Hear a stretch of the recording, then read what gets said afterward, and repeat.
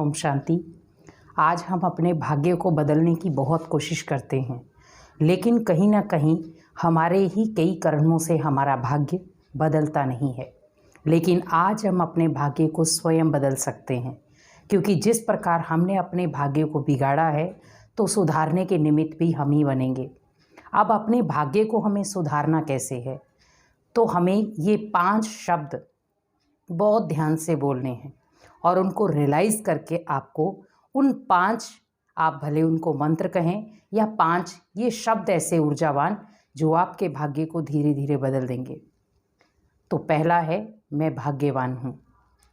क्योंकि जब मैंने ये एक ही संकल्प किया कि मैं भाग्यवान आत्मा हूँ, तो ऑटोमेटिकली जब आप एक भाग्य की तरफ एक शब्द यूज़ करते हैं तो ऑटोमेटिकली आपके कहीं ना कहीं जो कहीं आप ऊर्जावान से ख़त्म हो रहे थे, आपका भाग्य कहीं ना कहीं डिलीट हो रहा था, वो धीरे धीरे चार्ज होना शुरू हो जाएगा। क्योंकि भाग्य का निर्माता हम स्वयं बनते हैं, लेकिन बिगाड़ने के भी निर्माता हम स्वयं बन जाते हैं।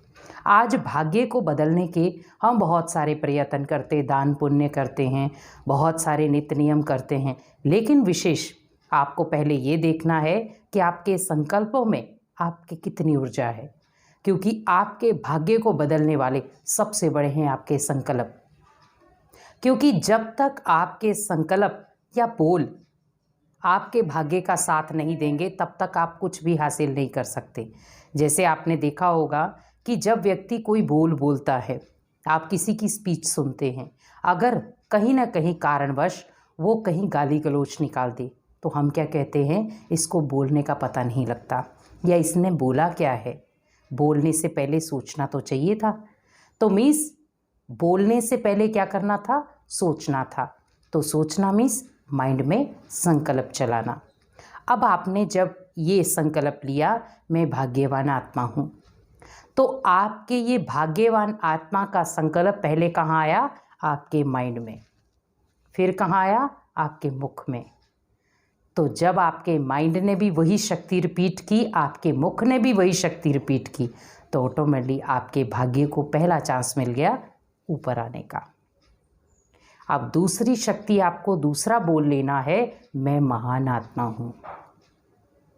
क्योंकि महानता आज मानव में बहुत सारी है, लेकिन कहीं ना कहीं किसी न किसी कारण से उस महानता को वो लोप करता जा रहा है।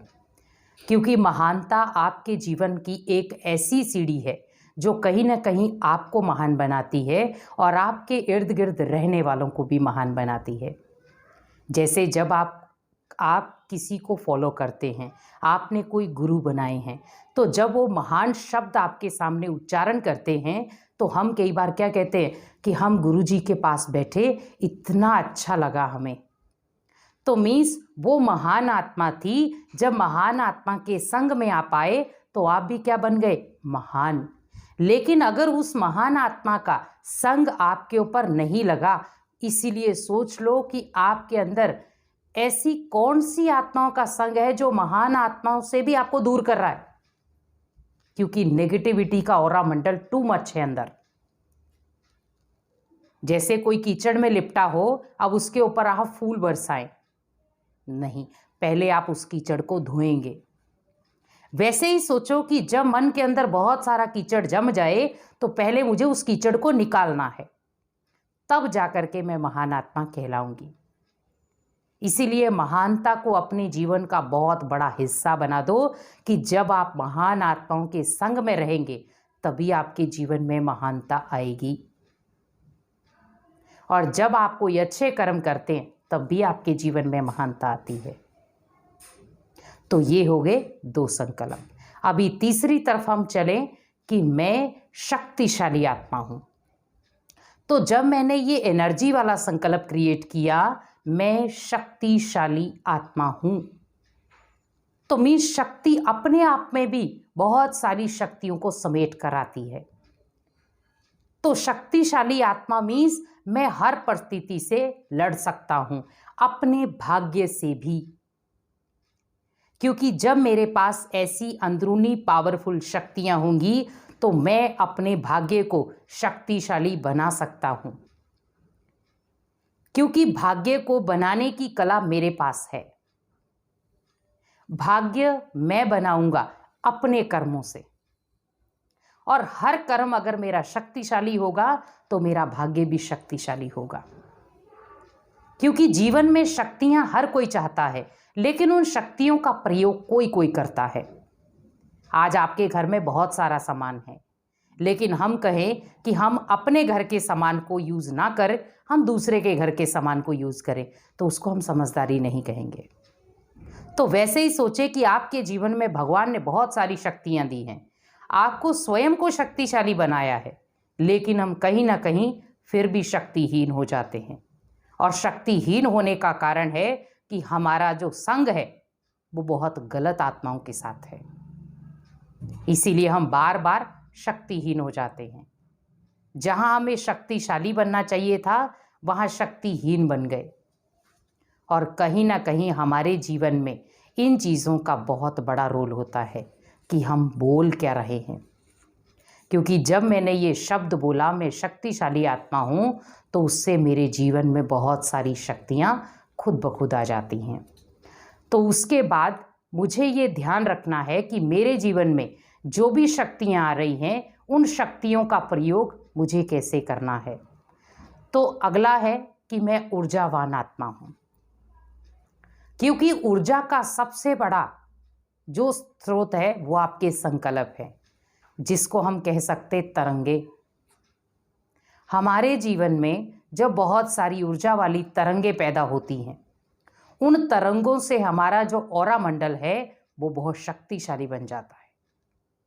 क्योंकि अगर आपका एक एक ऊर्जा वाला संकल्प क्रिएट होगा, आपका ऊर्जा वाला बोल क्रिएट होगा, तो ऑटोमेटिकली आपका भाग्य बदलना शुरू हो जाएगा। जैसे जब आप कहीं पार्क में बैठते हैं और पार्क में बैठ के आप ओम की ध्वनि लगाते हैं, निकला तो वो बोल से ही है। तो जब मैंने वो बोल निकाला ओम, तो ऑटोमेटिक कितना अंदर रस पैदा हुआ, और वो कहीं ना कहीं रस आपके जीवन को भी रसदार बना रहा है और आपके भाग्य को भी। क्योंकि भाग्य को बदलने के लिए हमें बहुत सारे स्टेप लेने होंगे। आज हम कहें कि बच्चा जन्म लेकर के अपने भाग्य के साथ आया है वो। क्योंकि जब बच्चा जन्म लेता है मुट्ठी बंद करके आता है, फिर वो जीवन में जैसे जैसे कदम रखता जाता है मुट्ठी खोल देता है। तो उसी प्रकार वो भाग्य लेकर आया, तब जाकर के उसका परिवार चॉइस में आया कि उसको किसके परिवार में जाना है। उसने अगर अपने भाग्य को बिगाड़ा होगा तो उसे आगे का जन्म भी वैसा ही मिलेगा, और सुधारा होगा तो उसका अगला जन्म भी वैसा होगा। तो अगर मुझे ये दोनों चीज़ों की चेकिंग करनी है तो मेरा भाग्य उज्जवल होने से कोई नहीं रोक सकता। क्योंकि आज जिस प्रकार हम संघर्ष कर रहे हैं अपने भाग्य को बनाने का, वो कहीं ना कहीं उस भाग्य को बनाने के लिए हमें संघर्ष करने की ज़रूरत नहीं, बस थोड़ा सा अटेंशन देने की ज़रूरत है कि हम सोच क्या रहे हैं, बोल क्या रहे हैं। क्योंकि आज जिस प्रकार के हमारे बोल हैं, वो बोल ही कहीं ना कहीं आपके जीवन के भाग्य को बदल देते हैं। और आज हम जिस प्रकार कहते हैं कि मेरा भाग्य मेरा साथ नहीं देता, तो कहीं ना कहीं उसके लिए हम निमित्त बन जाते हैं। तो निमित्त बनना, आप सोचे कि जब मैंने अपने आप को निमित्त बनाना शुरू कर दिया और कोसना शुरू कर दिया अपने भाग्य को, तो कहीं ना कहीं आपके भाग्य को लकीर लग जाएगी। अब लास्ट है मैं सफल आत्मा हूँ। क्योंकि आप जो भी कर्म करेंगे उसमें अगर आपको भाग्य को उज्जवल बनाना है, क्योंकि जब आपका भाग्य उज्जवल, सफलता आपके पास है, और जब आपका भाग्य उज्जवल नहीं है तो सफलता भी आपके पास नहीं होती। क्योंकि सफल व्यक्ति वही है जो अपने भाग्य का निर्माता स्वयं बनता है। हमें दूसरों के भाग्य को देख करके दुखी नहीं होना है, अरे मेरा भाग्य भगवान ने ऐसा क्यों लिखा, सामने वाले का भाग्य तो बहुत अच्छा था।